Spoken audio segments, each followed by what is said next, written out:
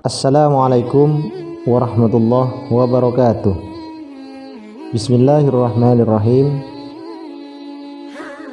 Kisah Kiai As'ad Situbondo meminta restu kepada Sunan Ampel.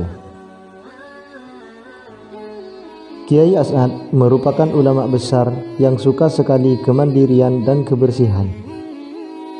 Sikap mandiri merupakan karakter Kiai As'ad yang tak pernah berubah. Bahkan seringkali kemandirian itu diajarkan kepada para santri agar tidak bergantung kepada orang lain. Sikap ini dimiliki Kiai As'ad sejak masih muda. Ketika muda, beliau sudah mengembara ke berbagai daerah untuk belajar hidup sendiri tanpa bergantung kepada orang tua. Beliau sudah belajar berdagang sampai ke daerah Asam Bagus. Bahkan pada masa mudanya, beliau bertekad naik haji dan langsung minta doa restu kepada orang tuanya. Setelah mendapat restu, berangkatlah beliau sambil mencari cara. Dalam perjalanan, beliau ziarah dulu ke makam Sunan Ampel di Surabaya. Di makam inilah beliau memperoleh cerita unik. Mula-mula Kiai As'ad ziarah ke makam Kiai Soleh, yakni abdi dalam Sunan Ampel ketika masih hidup. Ketika beliau tengah membaca Al-Quran, terasa dalam pikirannya bahwa Kiai Soleh bangun dari kuburnya dan mendekati beliau seraya berkata, "Kamu mau apa?" ucap Mbah Soleh. "Saya ingin bertemu dengan Mbah Sunan," jawab Kiai As'ad. "Mari saya antar ke masjid, karena beliau sedang menjadi imam sholat di sana," kata Mbah Soleh saat itu. Lantas berangkatlah Kiai As'ad bersama dengan Mbah Soleh menuju masjid.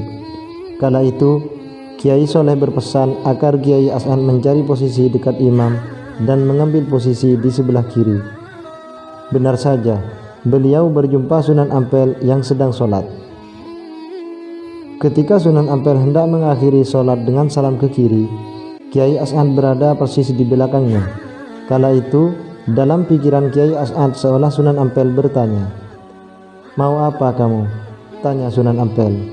Lalu Kiai As'ad pun menjawab, "Jika saya masih diakui sebagai keturunan, saya mohon restu untuk naik haji," jawab Kiai As'ad. Lantas dipeganglah kening Kiai As'ad oleh Sunan Ampel. Berkat restu Sunan Ampel, beliau tidak saja berhasil mencari ongkos untuk naik haji, tapi juga berhasil mengumpulkan biaya 4 kali lipat ONH yang begitu mahal kala itu.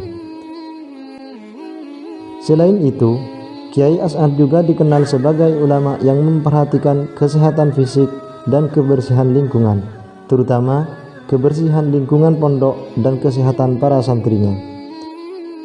Untuk itu, setiap pagi beliau meski mengontrol kebersihan kamar-kamar pondok secara menyeluruh. Jika beliau menemui lingkungan yang kotor, beliau segera minta penanggung jawab untuk membersihkannya. Jika masih ada yang melanggar, maka dikenakan sanksi. Malah ketika beliau masih segar bugar, pernah ikut membersihkan lingkungan pesantren sampai ke kamar-kamar mandi dan WC.